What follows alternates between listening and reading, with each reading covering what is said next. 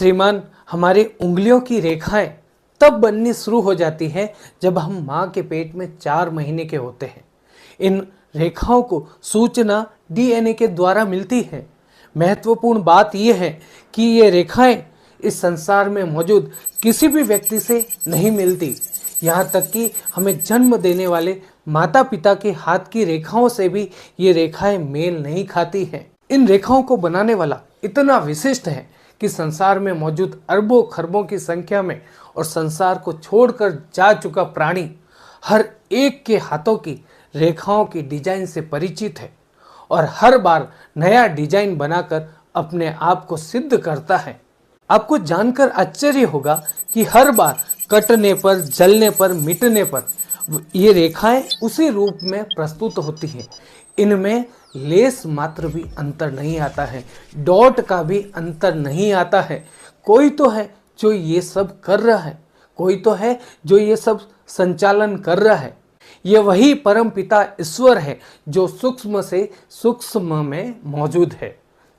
श्रीमान, हमारे देश में दानदाता को भामाशाह कहा जाता है, जहाँ पर दानदाताओं की सूची होती है, लिस्ट होती है, दानदाताओं की आदि होती है। उसके ऊपर लिखा होता है भामाशाह के नाम, यानी दानदाताओं के नाम। तो दानदाता जो दान देने वाला होता है उसे भामाशाह कहकर संबोधित किया जाता है या भामाशाह की उपाधि दी जाती है। ये उपाधि कहाँ से आई, भामाशाह कौन है, इनके बारे में मैं आज आपको बता रहा हूँ। श्रीमान, भामाशाह वीर शिरोमणि महाराणा प्रताप के मित्र थे और रणथंभौर किले के किलेदार भारमल जी के पुत्र थे।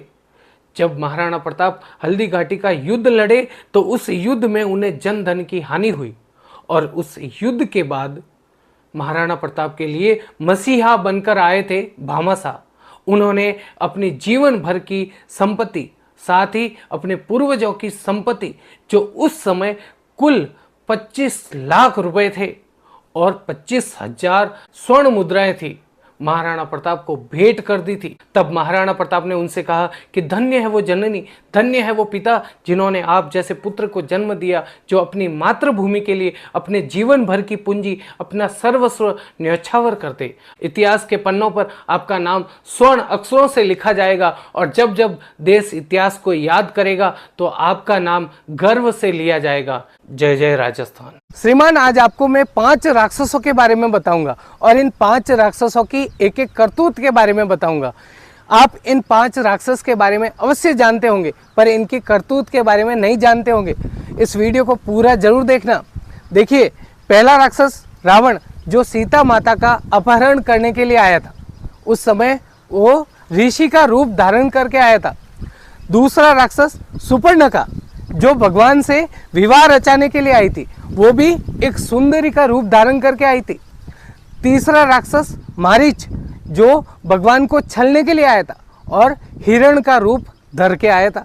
चौथा राक्षस कालनेमी, जो हनुमान जी को छलने के लिए आया था और ऋषि का रूप बनाकर आया था। अब 5वां राक्षस पूतना, जो भगवान श्री कृष्ण को विष पिलाने के लिए आई थी और एक माँ का रूप धर के आई थी, सुंदर रूप बनाकर आई थी।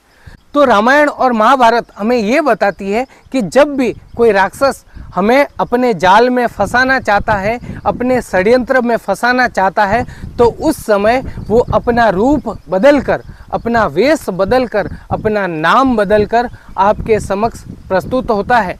तो ये पहचान करने की कला आप में होनी चाहिए कि जो नाम बदलकर आया है, जो रूप बदलकर आया है, वो आखिर है कौन। राधे राधे, जय श्री राम।